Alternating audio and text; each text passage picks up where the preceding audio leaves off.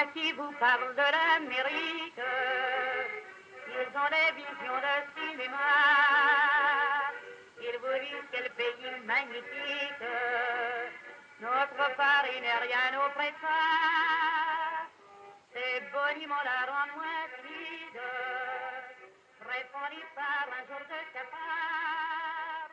On fera un petit le ventre vide, à New York cherchera $1.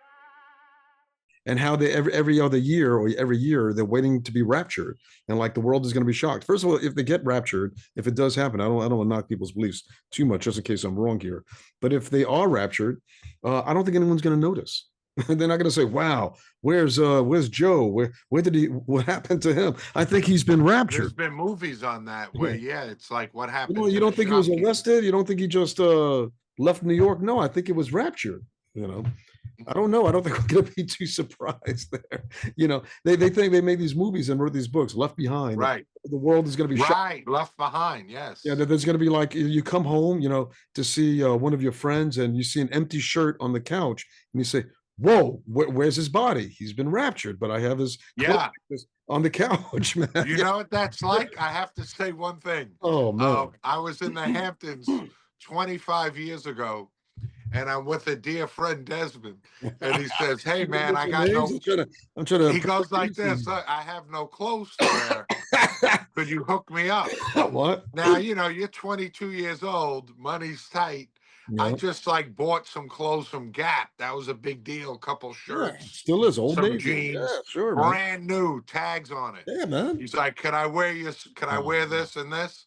Yeah. I said, "Desmond, you could wear it. Do not dance. Don't sweat it up." So he says, "No problem. We're in the Hamptons in a house that someone rented them. You can't rent these homes now. They're probably $100,000 a month." And we're in the pool after 4 a.m, and everyone says, "Is it a Diddy party?" No, everyone says, "Where's Desmond?" Oh shit. We don't know where he is. This is the truth. We don't know. A police officer comes by and says, "Hey guys, just want to warn you, there's a naked black man running around looking into homes." Oh, again? And we're like, "What?" He did that more than once, by the way, man. He did that. So Phil and I look at each other. What's wrong with him, and man? We just told this story on the golf course. We look at each other and say, "This is probably Desmond." Oh, shit. So I get up and I start looking for him. I see my Aeropostale T-shirt on top of a Ford Probe, red. What? It was owned by a guy, Rockefeller. Then I keep walking. I see a sock. Okay. I see a sock, a shoe. I'm like, it has to. Oh, shoot, my shorts are up in a tree. So I go back to Phil. I said, it has to be Desmond, right? This is not an exaggeration. Yeah. There was a girl I met. Yeah. And she's like, "I got to go home." I said, "No problem." I walk her to her Jeep. We're sitting there in the Jeep talking. Desmond comes up to my side of the door. Oh, man. What? Naked? Yes. I said, "Dude, what the hell are you doing? The cops are looking for you." And he just goes like this and runs into the woods. You can't make this up, man. What happened? But he did that in Albany. With Phil, right? But we never saw him. Why does he like to look inside people's houses, man? You got to stop him from doing that, man. No, he's lucky nothing happened to him. I know. Okay, so this is what happened. I think he stopped doing it. But wait. So okay, to cut to the chase. So he did something like that in Albany. Phil always gets away with everything, man. With all due respect, I don't know how he gets away with it, man. Phil's a slick Willie, man. He's like, Bill Clinton. The head of the Gambino crime family. What's his face, man? He reminds me of him, the Teflon Don, man. Oh, okay. Yeah. Phil's like that a little bit, man. And his swagger. He also reminds me of this guy too, John Gotti, man. Yeah. With the pinky ring and all that, man. Getting into Rayo's. Only got to get into Rayo's. I don't know if you got to Rayo's. You get a chance? Did you get only the one in Vegas? But the chef from Rayo's came to a friend's house and cooked. Yeah, that don't count either. But all right, but that's cool. That's cool. All right. Anyway, I got a Happy Meal the other day. That's close enough for me. Oh, nice. With the Uncle Manny, he tricked my niece and nephew, and said, "I'll take them." Christine, my brother's wife, and she's like, "Manny, they didn't eat. I was going to take them to McDonald's. Here's some money." "No, I got it. Don't worry. Oh, They like a Happy Meal. Chrissy likes the nuggets, Cliff the hamburger. No problem. I'll get them a Happy Meal." This is not a joke. I don't know how he had the boxes prepared. yeah. That's almost like a serial killer, trying to get some kids.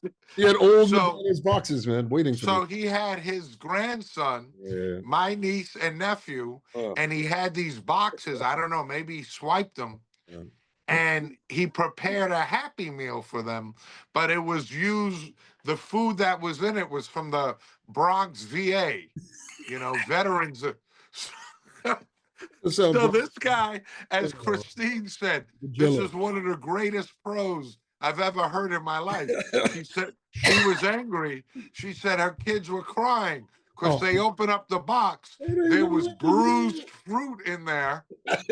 Bruised fruit. Of course, there was no nuggets. There was no burger. Yeah. There might have been like, a VA pin, like join the Marines or something. There were napkins in there. He was no Marines. He was. I know. No, he probably took it. Yeah, the closest he came to was the post office, man. Dude, there was like a bag of carrots in there. Post office was there, actually, man. Dude, a bag of carrots, and then like to substitute the burger or the nuggets, like a bologna sandwich. This was the only thing my niece like and Michael nephew. Jackson over here. Go ahead. Well, listen to me here. Yeah. This was the only thing my niece and nephews knew as being true, consistent. You go, you get the Happy Meal. You know what you're getting. This took them for a loop. I mean, they never believed in society again. Oh, yeah. The laissez-faire economics. It's going back to our original discussion. That's why they lost their faith. It began with humanity and the Happy Meal. That's why Chrissy looked at me askance when for Christmas Eve, you're supposed to do this. I literally took her and forcibly threw her into the confessional, and I locked it on her, man. Oh, I'll tell you another thing that shakes. I did that. That shook their faith. At like I'll tell you at like midnight, man, on Christmas Eve. I was dating a woman, you knew her. My nephew was like 2, my niece was 3, and I'm babysitting them. And it's like, "Steve, we're gonna go see the movie." "Okay, what's playing?" "Bram Stoker's Dracula." I said, "Honey, they can't see that." She says, "No, I read in the Times it's not scary." I said, "Not scary for us. They're not saying bring a 2 and 3-year-old." Dude, the first scene, Gary Oldman slits someone's throat and sucks the blood. My niece just went like this, shook her head, and put her head in my lap. And my nephew did that. He went, and put his head in my lap. And my niece said, "Oh, no, mom. I said, "No, it's not real. It's not real. It's Hawaiian punch. It's not blood." So, dude, they were traumatized with that. And then I said, I made a mistake. I told their mom. And Grandma says, "Don't worry. I'll take them to a movie." Grandma, who read newspapers every day, didn't read the title on this. It was called Candyman. Oh, man. Little did she thought it was a good movie, Candy for kids. Little did she know it was about a guy who kills children and entices them with candy. So in 2 weeks, they had the Happy Meal disaster.